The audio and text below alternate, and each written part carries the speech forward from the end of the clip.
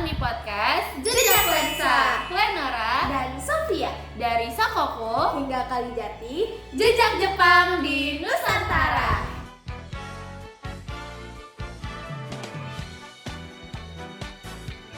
Nah, teman-teman, hari kita akan membahas tentang perjalanan panjang Jepang dari sejak isolasi diri hingga awal mula kehadirannya di Indonesia. Kita akan mulai dengan Sakoku.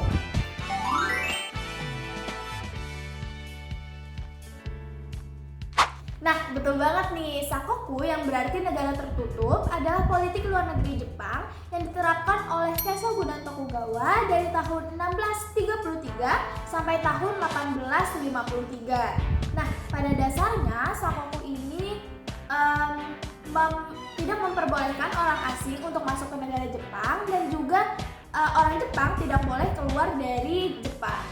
Nah, tujuan utama Sakoku ini adalah untuk menghilangkan pengaruh asing, terutama pengaruh Kristen karena dianggap mengancam stabilitas pemerintahan Jepang. Nah, selain itu tujuannya adalah untuk mengendalikan perdagangan luar negeri. Nah, meskipun mereka terisolasi, negara Jepang ini tidak sepenuhnya tertutup, teman-teman.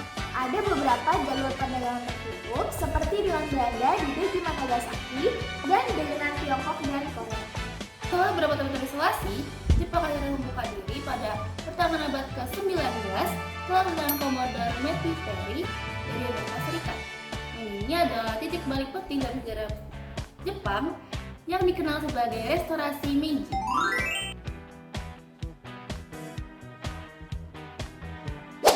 Nah, Restorasi Meiji ini adalah periode perubahan revolusioner dalam sejarah Jepang yang berlangsung dari tahun 1968 sampai 1912. Nah, pada periode ini itu kekuatan kaisar dipulihkan dan juga Jepang mulai melakukan modernisasi besar-besaran dalam berbagai bidang. Modernisasi ini mencakup reformasi politik, militer, ekonomi, dan sosial. Jepang memberikan misi kepada negara-negara barat untuk mempelajari teknologi dan sistem pemerintahan mereka. Hasilnya, Jepang dengan cepat berubah menjadi kekuatan militer dan industri yang modern. Nah, dampak dari restorasi Meiji ini sangat besar loh teman-teman. Jepang mampu menghindari nasibnya seperti negara-negara Asia lainnya yang dijajah oleh kekuatan barat. Selain itu, Jepang juga melakukan perluasan wilayah kekuasaannya yang pada akhirnya membawa mereka ke wilayah Asia Tenggara. Salah satunya adalah Indonesia.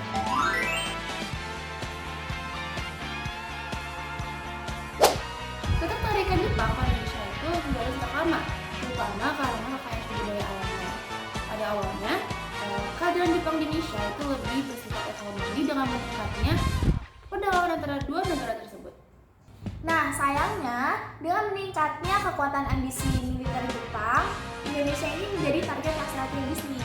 Pada tahun 1942, Jepang berhasil mengalahkan Belanda dan menduduki Indonesia. Hal ini ditandai dengan adanya Perjanjian Kalijati yang terjadi pada tanggal 8 Maret 1942 di Kalijati, Subang, Jawa Barat. Perjanjian ini menandai berakhirnya kekuasaan Hindia Belanda di Indonesia dan menyerahkan wilayah tersebut kepada Kekaisaran Jepang. Nah, penghidupan Jepang ini memberikan perubahan besar bagi kehidupan masyarakat Indonesia.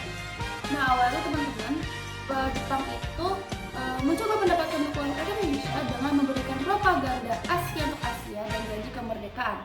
Tapi pada kenyataannya, Jepang malah sangat keras kepada Indonesia dan memberikan penderitaan, kerja paksa atau romusha, kekurangan pangan, dan kekerasan.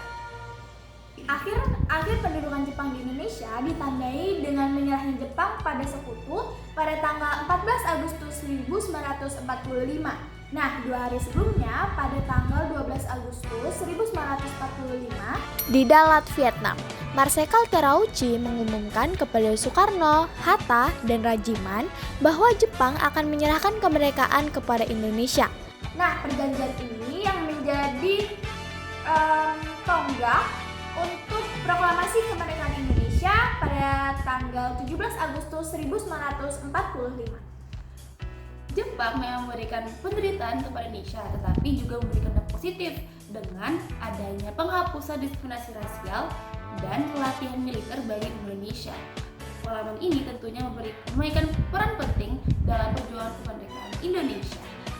Nah, itu dia pembahasan dari kami tentang perjalanan di Jepang dan dampaknya di Indonesia. Semoga bermanfaat.